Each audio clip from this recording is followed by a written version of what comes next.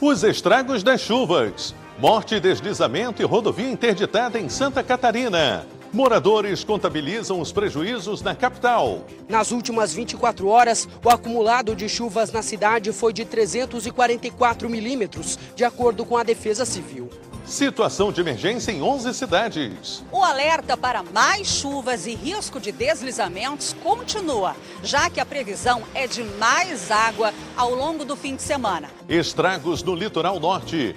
Máquinas trabalham na limpeza e reconstrução de Balneário Camboriú. Arrastado pela correnteza. Localizado o corpo de pescador desaparecido em Governador Celso Ramos. E no esporte, treinos cancelados. Situação das chuvas muda o planejamento dos times catarinenses.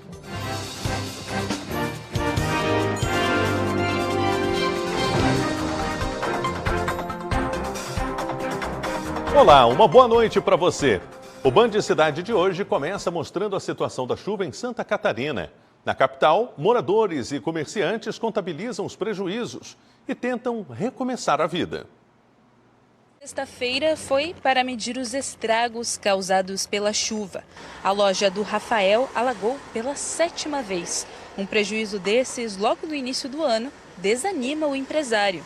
Isso aí é ficar uns dias fechado, arrumar tudo, chamar um técnico, um gasto que não deveria acontecer, né, logo em janeiro. É desanimador, né? O cara não está preparado para enfrentar essa situação.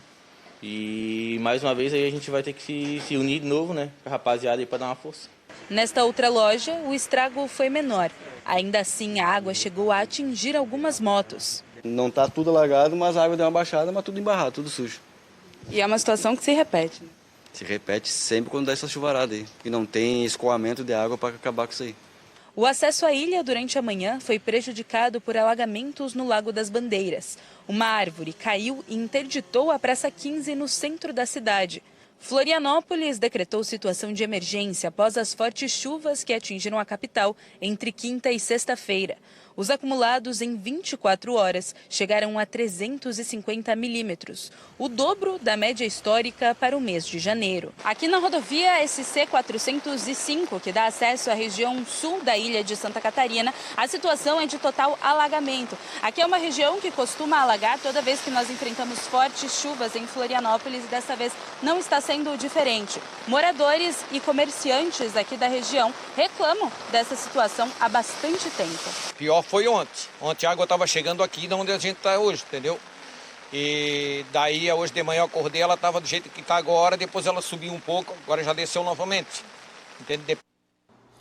A chuva deu uma trégua em Florianópolis, mas os estragos deixados pelo temporal ainda desafiam os moradores de diferentes bairros. O repórter Gabriel Felipe percorreu hoje à tarde as áreas mais atingidas e mostra agora como está a situação aqui na capital. A chuva parou em Florianópolis, mas os estragos causados pelo forte temporal ainda são visíveis. Esse carro foi engolido por uma cratera que se abriu em uma rua do bairro Carvoeira. Sem o auxílio dos órgãos públicos, esses moradores do bairro Pantanal tiveram que colocar a mão na massa para evitar mais estragos. Aí a gente começou a cavar, tentou achar a manilha, né, a rede de esgoto, para poder desobstruir esse fluxo de água que estava por cima da estrada, entendeu? E aí a gente foi cavando, tudo na mão, não tem máquina, não tem nada para ajudar. No bairro Itacorubi, essa rua também ficou intransitável. A dona Marli mora há mais de 30 anos nessa área e diz que a cada temporal a prefeitura realiza um trabalho paliativo. Para ela, o local precisa de mais atenção. Isso aqui eu nunca tinha visto, né? Acontece às vezes um lado, um buraco aqui, outro ali, né? Quando chove, porque vem muita chuva e de cima desce, e aí alaga aqui a rua, mesmo assim. Mas como ficou agora, foi a primeira vez assim que eu vi desse jeito. Além dos problemas causados pela erosão nas ruas, os moradores precisam ficar atentos aos deslizamentos de barrancos e encostas. Aqui no Morro Nova Trento, os proprietários desses veículos acreditavam estar seguros, justamente por estarem em um local mais alto, longe das cheias. Mas o que eles não imaginavam é que esse muro poderia desabar. A gente trabalha tanto para conseguir as nossas coisas. Eu estava trabalhando na hora, eu achei que aqui ele estava seguro por conta da enchente, só que infelizmente o muro acabou caindo em cima dele. Estourou a coluna do carro, aqui deu perda total. estourou o airbag e tudo, não tem mais o que fazer não. A situação das chuvas em Santa Catarina também impacta a operação do Aeroporto Internacional de Florianópolis. Segundo a Zurich Airport Brasil, concessionária responsável pelo terminal, 10 voos já foram cancelados até o momento. A administração do Aeroporto Internacional Hercílio Luz orienta os passageiros a acompanharem as atualizações em tempo real pelo site oficial ou entrarem em contato diretamente com as companhias aéreas para verificar o status dos voos. Quem teve o voo cancelado deve procurar a empresa responsável para remarcar as passagens. Já no terminal Rita Maria, em Florianópolis, as linhas de ônibus estão operando normalmente, mas os desvios necessários para contornar pontos de alagamento estão provocando atrasos significativos. A recomendação é que os passageiros mantenham contato com as empresas de transporte para atualização sobre os horários de saída. Quem precisar se deslocar deve verificar as condições das estradas e dos voos antes de sair de casa. O corpo de um pescador de 72 anos foi encontrado na manhã desta sexta-feira em Governador Celso Ramos, na Grande Florianópolis. É a primeira vítima das chuvas em Santa Catarina. O corpo do pescador foi encontrado pelos bombeiros próximo ao costão da praia de Caravelas, por volta das 8h15 da manhã. A vítima foi identificada como José Adalberto Sagaz, conhecido como Seu Zeca, de 72 anos. O desaparecimento foi comunicado pela família, que pediu socorro após o pescador não retornar para casa. Esta é a primeira vítima das fortes chuvas que atingem o litoral catarinense desde quinta-feira. O município de Governador Celso Ramos, na Grande Florianópolis, é uma das cidades em situação de emergência. Segundo a prefeitura, árvores caíram e alagamentos foram registrados em diferentes regiões. A força da água foi tão grande que o asfalto se abriu na rodovia Francisco Rollinger, em Canto dos Ganchos. As chuvas também provocaram a abertura de uma cratera na BR-101, no quilômetro 181, próximo à entrada do município. A rodovia foi interditada em ambos os sentidos e a orientação da Polícia Rodoviária Federal é que os motoristas desviem pelo contorno viário da Grande Florianópolis. A seguir, a gente volta a falar sobre a situação das chuvas, que deixou 11 cidades em situação de emergência. Tem a previsão do tempo para o fim de semana e ainda, governador Jorginho Melo atualiza a situação das chuvas em Santa Catarina e destaca as principais ações do governo para enfrentar os desafios climáticos. É daqui a pouco. Voltamos já já.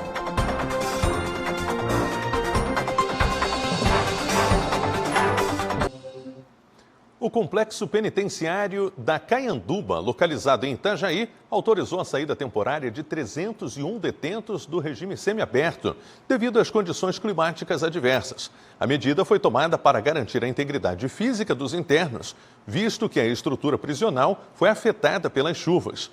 A unidade enfrentou alagamentos e um deslizamento de terra no caminho de Cabeçudas, além do comprometimento de unidades de saúde, como a Unidade Básica de Saúde Nossa Senhora das Graças e o Centro de Práticas Integrativas e Complementares em Saúde.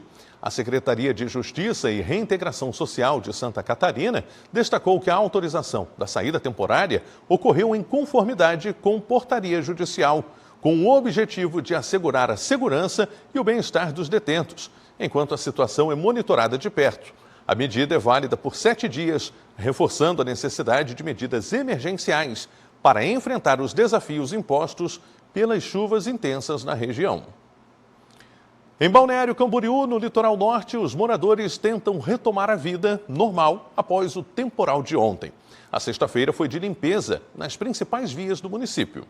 Nas ruas da cidade, homens e máquinas trabalham na limpeza de bueiros e recolhimento do lixo acumulado após as fortes chuvas. Uma verdadeira força-tarefa foi montada na Praia Central.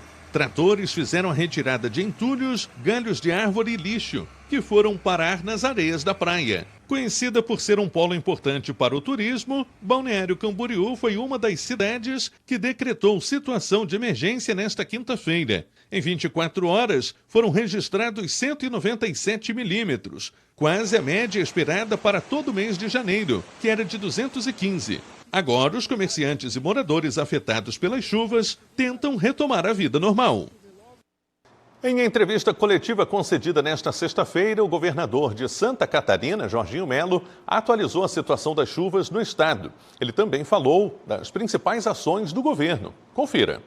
Até o momento, 18 municípios catarinenses foram afetados e 11 decretaram situação de emergência.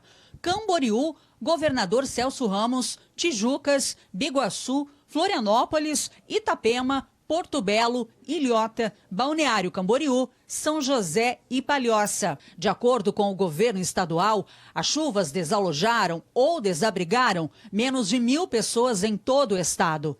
As equipes de defesa civil estão atuando para oferecer suporte e repasses estão sendo feitos de acordo com as necessidades de cada região afetada. Estamos dando atendimento às pessoas, orientação para as pessoas. A gente fez dispensou as pessoas de trabalhar o funcionário público para poder ficar remotamente. Isso já ajudou a informação da Polícia Rodoviária Estadual de que aliviou o trânsito, ajudou bastante as pessoas ficando em casa, podendo também fazer o seu trabalho de casa. O alerta para mais chuvas e risco de deslizamentos continua, já que a previsão é de mais água ao longo do fim de semana. Por isso, quem mora em áreas de risco deve redobrar a atenção e seguir as orientações da Defesa Civil. Os prejuízos já atingem diversas áreas, com danos a residências, infraestrutura e comércios. Quem está desabrigado ou em situação de risco deve procurar os pontos de apoio nos municípios e seguir as orientações de segurança para evitar novos problemas.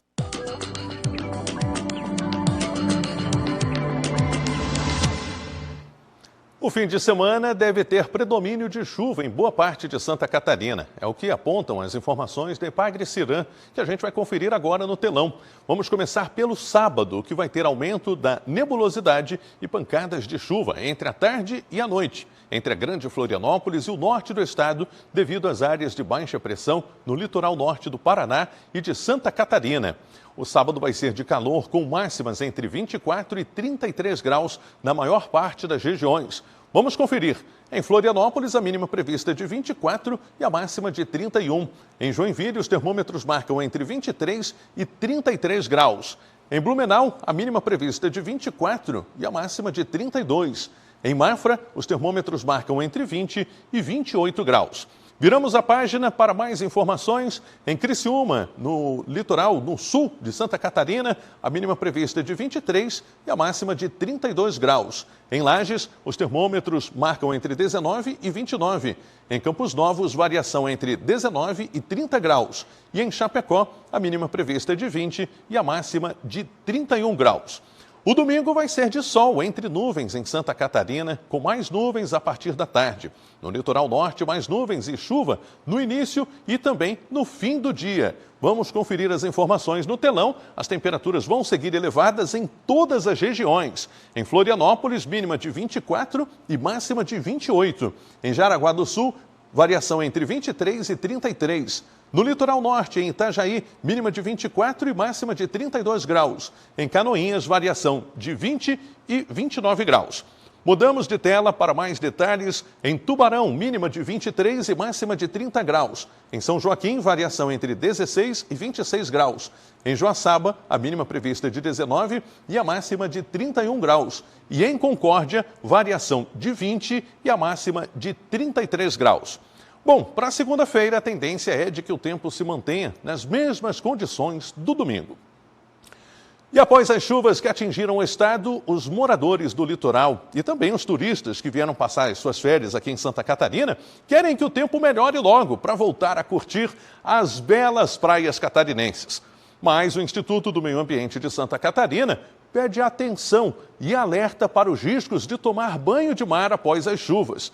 Esta matéria você confere no portal TVBV Online, onde você confere aqui esta matéria, onde o IMA, o Instituto do Meio Ambiente, pede atenção à população para a qualidade e possível contaminação da água nas praias do estado, especialmente em locais próximos a deságues, braços de rios, valas e tubulações após as fortes chuvas que atingiram as regiões da Grande Florianópolis e também Litoral Norte e a região do Vale do Itajaí. Então é bom ficar atento antes de tomar banho nas praias, é bom consultar as condições de balneabilidade.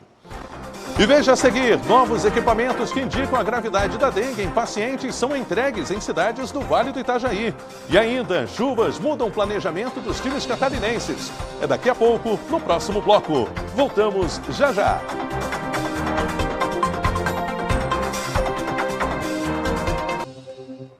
E vem aí uma programação para toda a família curtir com muita diversão, saúde e consciência ambiental. Neste sábado, a partir das 3 horas da tarde, vai ter muita curtição para toda a família no Band Verão, na beira-mar de São José, junto ao Sunset Bar.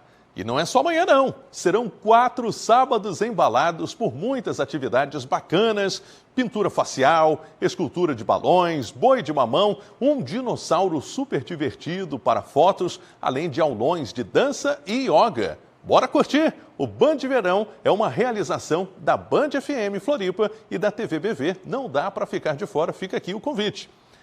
Os primeiros equipamentos que indicam a gravidade da dengue em pacientes foram entregues em 2 cidades do Vale do Itajaí. Confira.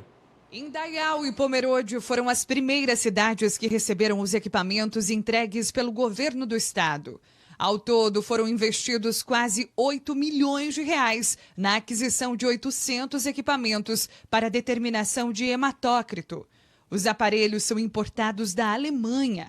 De acordo com a Secretaria de Estado da Saúde, eles vão auxiliar a reduzir a sobrecarga nos hospitais durante os surtos da doença, o que vai otimizar o fluxo de atendimento e aprimorar a triagem de pacientes. Atendimento que, inclusive, já será iniciado em Indaial e Pomerode. É uma triagem muito importante nesse momento, porque a gente consegue aqui fazer uma verificação da gravidade ou não deste problema, dessa doença.